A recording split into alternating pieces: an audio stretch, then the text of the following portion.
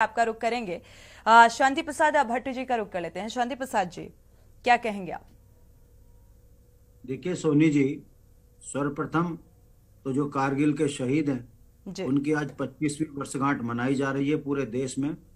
तमाम शहीदों को सत सत नमन। वीरों की धरती है भारत।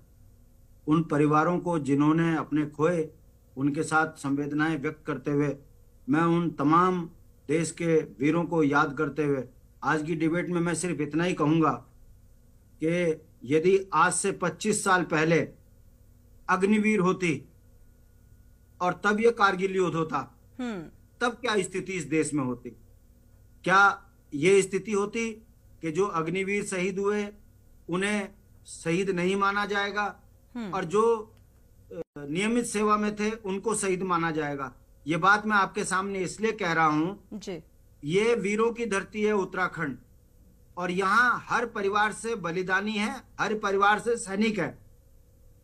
और इन भारतीय जनता पार्टी के शासनकाल में जो अपने आप को सनातनों की और हिंदुओं की पार्टी कहती है, आज पूरे उत्तराखंड में मातम इस बात का है कि सेना में जाने के अवसर खत्म हो गए। अग्निवीर के कारण परिवारों में शादियां नहीं हो रही हैं और पूरे उत्तराखंड की आर्थिकी चरमरा गई है।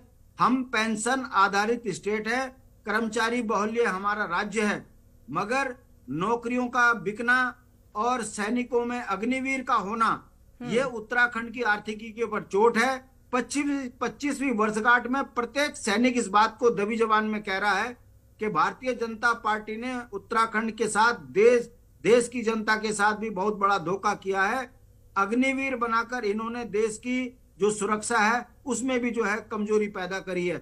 दूसरी बात, मुख्यमंत्री जी यहाँ पर कह रहे थे कि हम 10% आरक्षण देंगे। अरे आप यहाँ के नौजवान बच्चों को रोजगार तो दे नहीं पा रहे हो, तो 4 वर्ष के बाद अगर आपको आरक्षण देने की क्या बात है? आप अर्धसैनिक बल में क्यों नहीं कह देते कि इनको सीधा अर्धसैनिक बल में ले लिया जाएगा?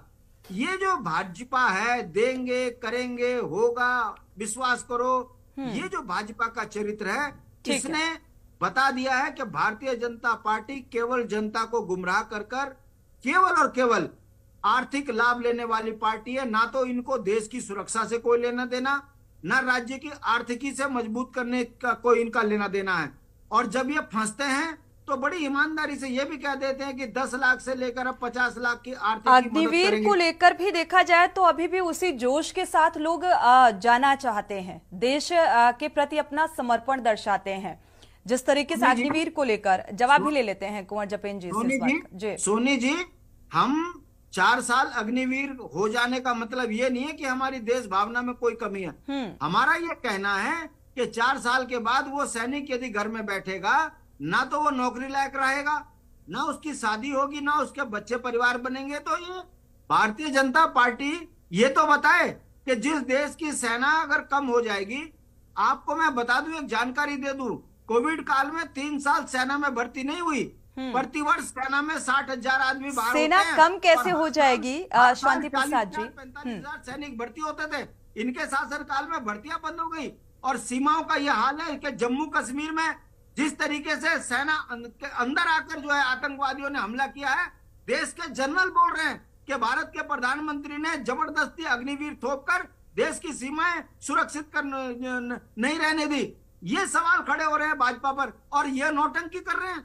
ये किस मुंह से कह रहे हैं कि कारगिल शहीदों को हम जो है श्रद्धांजलि दे रहे हैं? अगर इन्हें उत्तराखंड से जपेन जी का रुख कर लेते हैं, सवालों के जवाब ले लेते हैं। जपेन जी का रुख करते हैं, शांति प्रसाद जी आते हैं, वापसी करते हैं। जपेन जी, देश की सुरक्षा के साथ खिलवाड़ करने का काम भारतीय जनता पार्टी कर रही है। आप शांति प्रसाद जी को अभी सुन पा रहे थे, क्योंकि आज 25वीं सिल्वर जुबली मनाई जा रही है और 1999 में ये कारगिल युद्ध हुआ, और उस दौरान अगर अग्निवीर होती तो क्या कुछ माहौल होता या क्या कुछ तस्वीरें सामने आती, इस बात का भी जिक्र किया गया। सबसे पहले तो कारगिल दिवस के